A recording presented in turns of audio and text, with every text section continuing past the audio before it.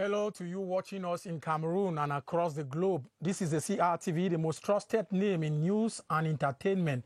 The 6 p.m. regional news presented by Nadia Amana and me, Gilbert Ongene Anya, in Yaoundé. Bonsoir Nadia. Bonsoir Gilbert Ongene, bonsoir chers téléspectateurs et bienvenue à ces 30 minutes d'information consacrées aux régions. À la une, Salon de l'action gouvernementale 2021, l'événement c'est bientôt. Une conférence a été organisée ce jour à Yaoundé en prélude pour sensibiliser les jeunes sur leur rôle dans la mise en œuvre de la stratégie nationale de développement. 19e édition de la Journée nationale du bilinguisme. Les élèves et enseignants ont pris l'engagement de s'exprimer dans les 2 langues officielles du Cameroun. Pendant les cours, c'était lors des cérémonies de clôture de cette journée à travers le pays. Et puis, nous irons dans la région de l'extrême nord où les travaux de réhabilitation du pont Palar avancent à un rythme satisfaisant. Si l'on s'en tient aux propos du préfet du Diamarais qui vient d'y effectuer une visite d'évaluation. Voilà pour les titres. Une fois de plus, bienvenue.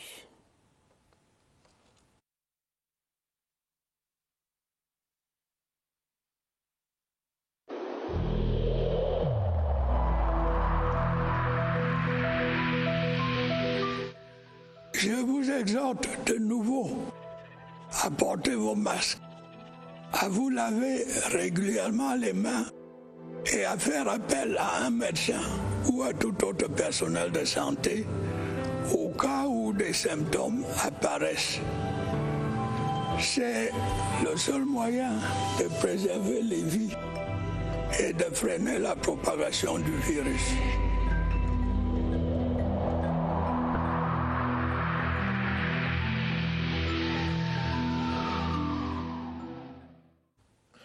Welcome back. The 4th edition of the Youth Parliament has been officially launched at the Yaoundé Conference Center under the theme Youth Voluntary Engagement for the Promotion of Peace and Sustainable Development.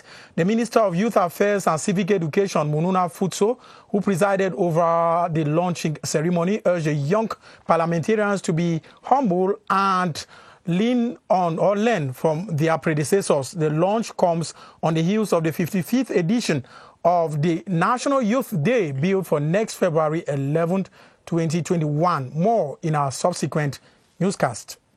Dans l'actualité également, le Salon de l'action gouvernementale édition 2021, c'est bientôt. Une conférence a été organisée en prélude à cet événement ce jour à Yaoundé sous le thème « La place des jeunes dans la mise en œuvre de la stratégie nationale de développement 2020-2030 ». La rencontre dans un contexte de célébration de la 55e édition de la fête de la jeunesse est un moment de partage et de réflexion dans l'objectif de sensibiliser la jeunesse et de l'amener à s'approprier les politiques publiques contenues dans la SND afin qu'elles contribuent efficacement à l'émergence du pays. Nous reviendrons sur les développements de cette actualité, bien évidemment, dans nos prochaines sessions d'information. La suite, c'est avec vous, Gilbert.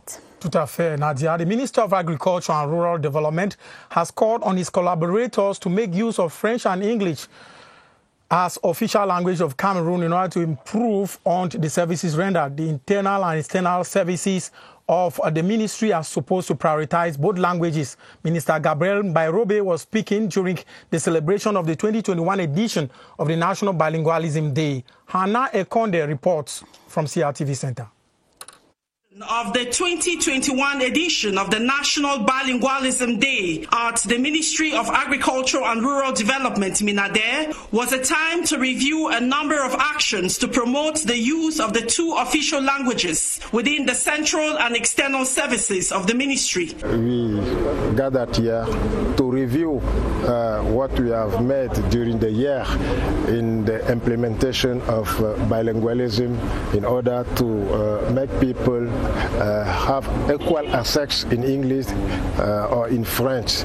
Structurally, therefore, the translation unit of MINADER will work on routine documents and carry out quality control and the creation of a terminology database relating to agriculture and rural development. A 10-level self-learning assessment software known as Tell Me More has been acquired to facilitate the process with bilingualism bodies and enhance the practice within the ministry. Activities organized within the framework of the National Bilingualism Week in the Far North region have officially come to a close with calls on students and teachers to work towards lifting bilingualism to a different level. The closing ceremony, which took place at Government Bilingual High School Marwa do Mayo, was used to showcase the values of bilingualism as a tool for resilient, inclusive and qualitative education. Henry Tato Ekambi reports from Marwa.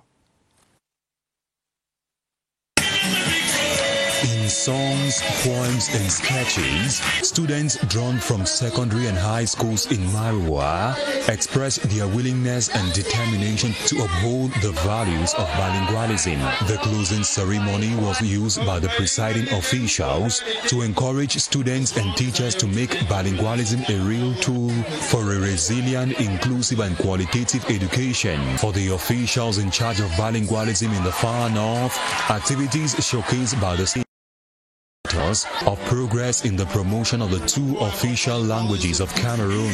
The schools that we visited, in a great majority, the libraries have enough books in both languages. The richly animated ceremony unfolded in the presence of officials from the Far North Regional Delegation of Secondary Education, who resolved to continue upholding the linguistic uniqueness of Cameroon in Africa. To the southwest now, where students in the northwest have been exhorted to be resilient in the face of the socio-political crisis and the COVID-19 pandemic. The call was made by Northwest Delegate of Secondary Education, Roland Guanc, in Bamenda, at the end of activities to mark the National Bilingualism Week. Karim Tosam reports from Bamenda. These students are confident that their proficiency in English and French opens them to brighter opportunities in and out of the school milieu. Good to be bilingual in our country, Cameroon, now, because anywhere you meet yourself, you'll be able to express yourself in good English and French. Secondary education officials in the region emphasize that bilingualism is a key tool in promoting quality education. Bilingualism comes in like the mortar that keeps all of these values together and goes a long way to promote all the efforts that we're making to cause our children to be balanced, and our children not just to excel and excel nationally, but even go internationally. On a regular basis in our schools in the region, there's a policy where we have the bilingual day that goes along with the bilingual game every week. Sketches, recitations and cultural displays were key moments in the celebration to end the National Bilingualism Week. Merci de regarder le 18h sur la CRTV. Toujours au sujet de la 19e édition de la Journée nationale du bilinguisme, students and teachers have been encouraged to speak English and French within classroom. This will permit to foster bilingualism in the school milieu. The call was made by the Divisional Delegate of Secondary Education for the North Region. Mahmoudou Danda reports from Pitoa.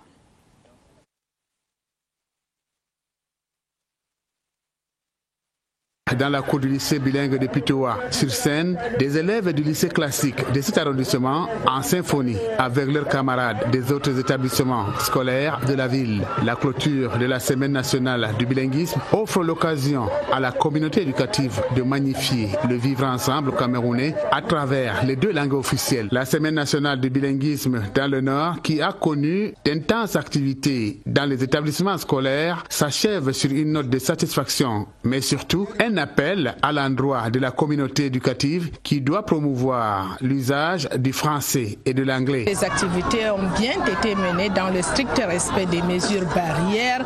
Nos élèves ont eu à pratiquer nos deux langues officielles, c'est-à-dire le français et l'anglais. Je voudrais donc les encourager à la pratique de la langue. La lecture du discours du ministre des Enseignements secondaires a permis à l'assistance de s'imprégner davantage des multiples opportunités du bilinguisme, notamment sur le plan de l'insertion socio-professionnelle.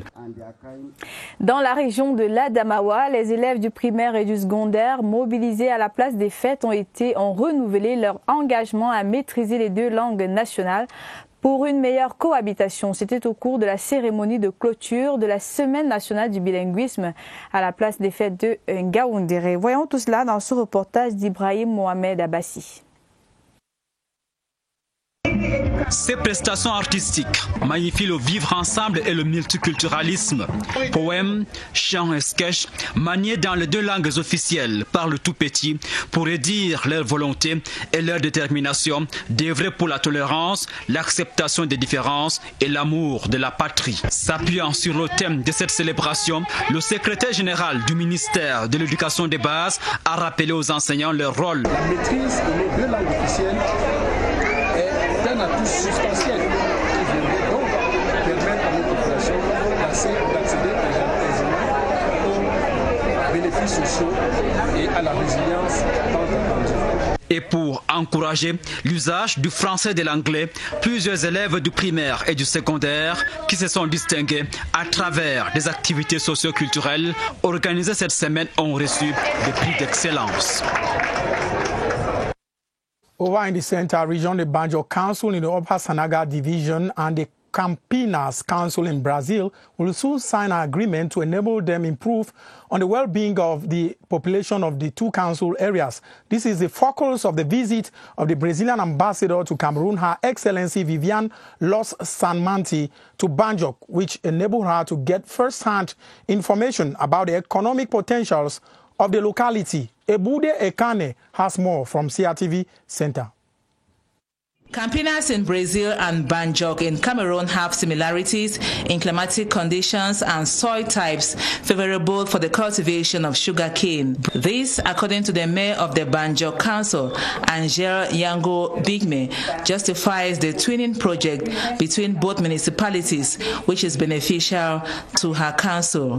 The visit of the Brazilian ambassador to Cameroon to Banjok was an opportunity to appraise the economic potentials of the locality. There is a project with a city in Brazil, which also produces sugarcane, and I hope that this project can be achieved. The event was also marked by a visit to the banks of River Sanaga, the new town hall, a distillery, as well as sugarcane plantations in Banjok. This move is intended to further strengthen cooperation ties between Cameroon and Brazil. The Strategic Humanitarian Services SHUMAS, in partnership with the British High Commission in Cameroon, have handed over preventive COVID-19 materials and foodstuff to Government Bilingual High School Grand Souza in the Mongo division of the Littoral region, host to a good number of internally displaced persons from the crisis-stricken northwest and southwest regions. This was during a ceremony chaired by the Director General of SHUMAS. As you tell us, Gerard Nanji Eyambe. GBHS Grand Souza in the Mongo division of the Littoral region is faced with inadequate infrastructure, overcrowding in the few available classrooms due to an influx of IDPs from the crisis-hit northwest and southwest regions. This is further worsened by the COVID-19 pandemic. It was based on this reality that the Strategic Humanitarian Services SHUMAS Cameroon, in partnership with the British High Commission in Cameroon, donated some preventive COVID-19 material. Today we are helping them with the COVID material because we want that Littoral is one of the highest regions, the second after the center, with many cases of COVID-19 cases. We have 4 modern tippy taps with liquid soap, about 80 liters of liquid soap, and 4 hand-washing facilities. The humanitarian organization equally donated 30 bags of rice to the IDP students, among other food items. I am grateful that they have given this food for us. In our house, there are not food. Today, I'm a happy person, honestly, because these students are going back home now. At least yesterday they were orphans, but today at least they have a father, they have a mother, they have somebody who can think about them. The project, implemented by SHUMAS Cameroon and financed by the British High Commission, was intended to make GBHS Grand Souza COVID-19 free. Let's move over to the South region now, where the Ocean Divisional Chapter of the Movement for the Consolidation of the Achievement Government, known by its French acronym as MOCA, now has a new bureau in Kribi. Members of the movement, which has as objective the sensitization of youths on the promotion of patriotic values and respect of state institutions, were commissioned into office by the divisional officer for Kribi II recently, Marie-Suzanne Bebga Bitanga, who called for them to be law-abiding citizens. We have more with Polycarp Atier from Kribi. The Ocean Divisional Executive of the Movement for the Consolidation of the Achievements of the New Deal government, known by its French language as MOCA, is being installed on the eve of the National Youth Day celebration, and the National President, Mohamedou Aminu, has, in the presence of the Divisional Officer of the Kribi II Subdivision, Marie-Suzanne Bebga Bitanga, and other public administrative authorities, called on them to sensitize the youth on virtues like patriotism and the respect of the state institutions. The MOCA, as we all heard, is out to accompany youth, one in their project, two, to make sure that the governmental projects in the locality are carried out. Theodore Lucien, president of MOCA, the Ocean Division chapter, is determined to leave no stone unturned as far as the sensitization of the youth on the love for their fatherland is concerned. The movement for the consolidation of the achievements of the New Deal government, MOCA, is another opportunity given to the youth of the Ocean Division to take part in the decision-making of the Republic of Cameroon.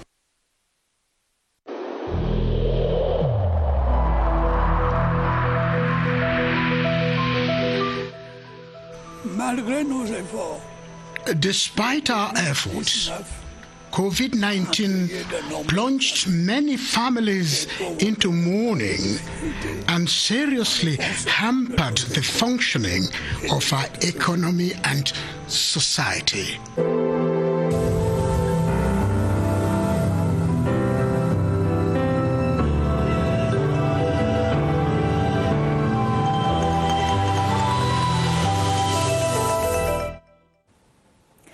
Parlons à présent du développement des infrastructures dans la région de l'extrême nord. Les travaux de construction du pont Palar à Maroua avancent à un rythme satisfaisant. Le constat est celui du préfet du Diamaré, Jean-Marc Eko Ambarga, évaluait le niveau d'exécution des grands chantiers de l'État en cours dans son unité de commandement. Notre reporter Lionel Mingué était à sa suite. La construction du radier sur le Mayo Kaliao, quartier Pala à Maroua, se poursuit conformément au calendrier des travaux. Les obstacles enregistrés ces 2 dernières semaines n'ont pas empêché l'évolution du chantier. L'entreprise en charge des travaux a été citée en justice par un riverain qui est propriétaire d'un titre foncier et qui sommet l'entreprise de vider les lieux. Selon l'entreprise en charge de l'exécution des travaux, tout sera mis en œuvre pour livrer le chantier d'ici le mois de mars. Nous sommes à 60% d'avancement. Il nous reste juste la dalle en béton armé et les ouvrages de protection comme les enrochements en amont et en aval de l'ouvrage, les fossés maçonnés. Et on va faire aussi les signalisations sur l'ouvrage, donc on sera dans le délai. Que ce soit sur le chantier de construction du pont Misao ou sur la route Maroua-Bogo en cours d'achèvement, le préfet du Diamaré a exprimé sa satisfaction tout en encourageant les différentes équipes à achever totalement les ouvrages et les voies de raccordement. Fini la poussière, fini les nids de poules, fini la boue sur l'axe Ngaoundéré-Dang. Les populations de la capitale de l'Adamawa se déplacent aisément sur ce tronçon routier flambant neuf depuis quelques jours après une longue attente de la fin des travaux y engagés. Leur joie est dans ce reportage de Daniel Belinga, Nguéné de CRTV Adamawa. Tout est bien qui finit bien. Après plusieurs années de calvaire, la route Ngaoundéré, Université de Dang, tout en passant du côté de l'aéroport, circule en toute aisance. Un tronçon que d'aucuns, du fait de sa trop longue durée, des travaux qualifiés déjà de maudits. Il y a de cela 5 ans, depuis 2014, si j'ai encore bonne mémoire, nous souffrons avec de la poussière, avec de la boue et autres, et des jantes de moto et tout ça, nous n'arrivons même pas à respirer. Maintenant, nous sommes vraiment à l'aise. Les canalisations sont construites et le goudron revêtu. Pour ce tronçon long de 12 km, le rêve est devenu réalité. Les travaux de finition, le revêtement pour la couche de roulement, c'est-à-dire que le gros travail est déjà fait. Le réseau qui passait en Vendurène est placé, c'est hors des chaussées. Les couches de base sont finies. Les finissons des travaux de ce tronçon sur la nationale numéro 1 prouvent une fois de plus que le meilleur arrive à qui sait attendre. Parlons à présent de ce geste de réconfort aux déplacés de la crise dans les régions du nord-ouest et du sud-ouest à Douala. La fondation Enonjok vient d'offrir des vêtements, des denrées alimentaires et autres produits de première nécessité à une cinquantaine de familles. Une générosité qui arrive à point nommé, comme on peut le voir dans ce reportage d'Achille Mbessa de Serre-TV Littoral. Les déplacés internes, issus des régions du nord-est et du sud-ouest, vivant au quartier Nouvelle, dans la capitale économique, ne sont pas seuls. C'est le message d'espoir que leur a transmis la fondation Enonjok, qui œuvre pour l'épanouissement socio-professionnel des couches défavorisées. Ça va beaucoup me servir parce que pour acheter d'abord le riz, maintenant au marché c'est trop cher. Avec ce qu'on m'a donné, ça va m'aider de ne plus aller au marché pour acheter ce qu'on m'a donné aujourd'hui. Pour sa part, la présidente de l'association Enonjok a saisi l'occasion qui lui a été donnée pour tout d'abord présenter la vision de la structure dont elle a la charge avant d'énumérer le catalogue de projets réalisés en 2 années d'existence. L'année dernière, on a partagé les fournitures pour les enfants et pour les personnes, les enfants démunis qui fréquentent, et aussi que pour les personnes âgées, ils œuvrent aussi pour la santé communautaire. Des démonstrations musicales savamment exécutées par ces personnes démunies sont venues mettre un thème à cette cérémonie. The new state counsel to the court in Mayot Sanaga, Hamida Abubakar, has been installed with instructions to use his experience to implement the law with rigor and play his role of assisting government fight terrorism in the border division with the Federal Republic of Nigeria. He was installed in Mokolo by the president of the Far North Court of Appeal, Chief Justice Nyondinga Matthias. Henry Tato Ekambi tells us more from Marwa. The Mayo Chanaga division that shares long borders with Nigeria is usually awash with trans-border crimes like the atrocities of the Boko Haram sect. That is why the new state council for the division, Hamida Abubakar, was instructed to work in collaboration with the competent forces and authorities to mete out justice to such criminals. Boko Haram is disturbing our peace and development. Immediately, some of the accused persons are arrested. The courts take over. Sometimes the state council may be called upon to assist. He is not supposed to be complacent with the application of the law. The new state council, 48-year-old Hamida Abubakar, is said to have put in close to 20 years in the public service and has held several posts of responsibility in the country's judiciary. To the north now, where the senior divisional officer for the Faro, Babila Akao, has called on the municipal executive of Poli to prioritize the development of the border locality, which is usually cut off from the rest of the north region, especially during the raining season. He made the call Friday during the ceremony to install the mayor and his deputies. More with Wilson Mengole. They are 18 in number who've been officially installed into their functions as mayors and councillors of the Poli Council, Faro Division of the North Region, following the twin elections of February 9, 2020. The senior divisional officer of Faro, Babila Akau, called on the mayor and his team to rise onto the development challenges of the locality, as Poli is usually cut off from the rest of the region during the rainy season. Potable water, roads, infrastructure to schools, and the good execution of the budget. A daunting task which the mayor, Yaoba Saado, is fully aware of. The event was equally an occasion to award medals to people who've distinguished themselves from the lot in public service. The people of Poli hope that with the putting in place of the decentralization process, the locality will take a leap forward in its development drive. On to this good news from the Northwest. 3 of the 4 hostages freed this Saturday following a military raid in a secessionist hideout in Bamenda have been handed back to their families. While reuniting them with their families, the Northwest Gendarmerie Legion Commander, Colonel Mbumbiswe, requested the population to conquer fear and share defense intelligence with the forces of law and order, who are determined to free them from acts of torture, killings, and kidnappings by gunmen. Eric Lamia Wufo tells us more from Bamenda. The father had a joyous reunion with his 2 children, who are also students of government Balingo High School, Bayele. They were kidnapped by unknown gunmen and taken to a hideout in the Tanka neighborhood in Mancon. They were freed after a raid carried out by defense and security forces. Every call I made, every attempt I made to call my son or them was futile.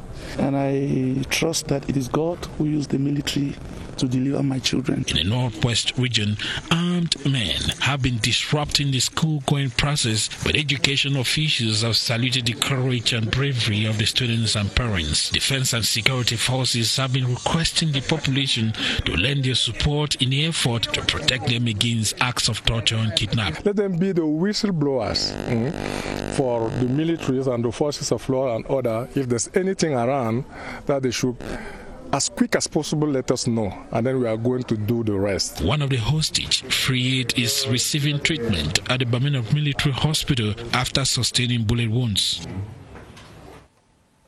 Cela fait 11 ans que Monseigneur Léopold Sostène Bahemi a été ordonné évêque d'Obala. L'anniversaire vient d'être célébré à la paroisse Notre-Dame de Carmel de cette ville. Et au cours de ce service religieux, les fidèles ont donné en offrande 22 millions de francs CFA pour la poursuite des travaux de construction de la cathédrale de cette communauté. Richard Atangana Obama de CRTV Centre a les détails.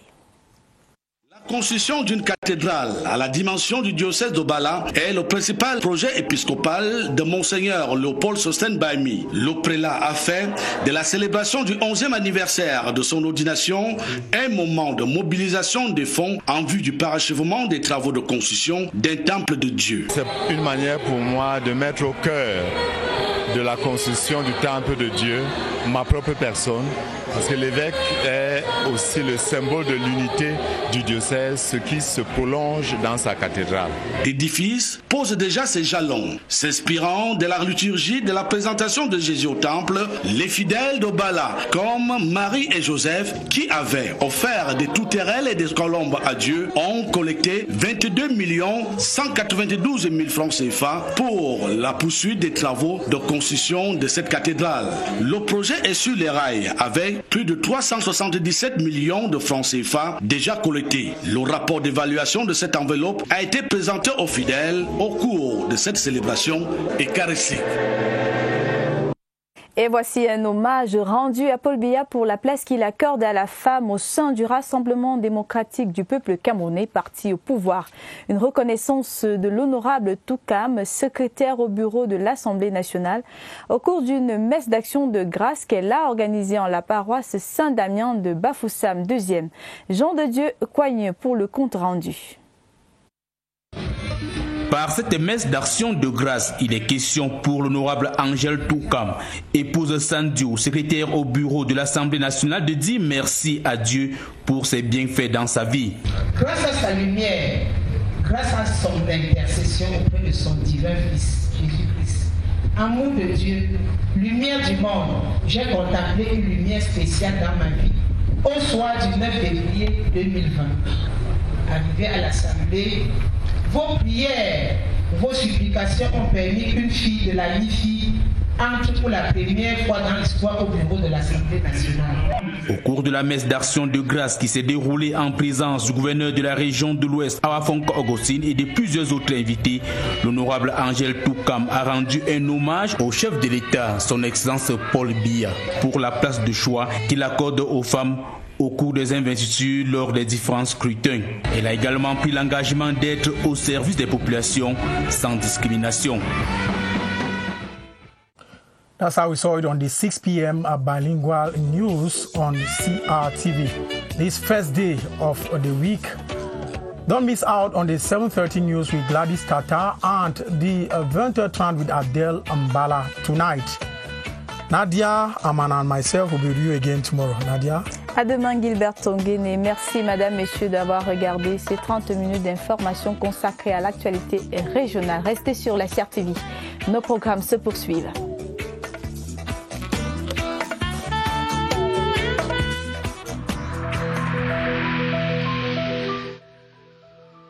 J'ai personnellement constaté que la plupart de nos concitoyens ne respectent plus les mesures de protection édictées par le gouvernement.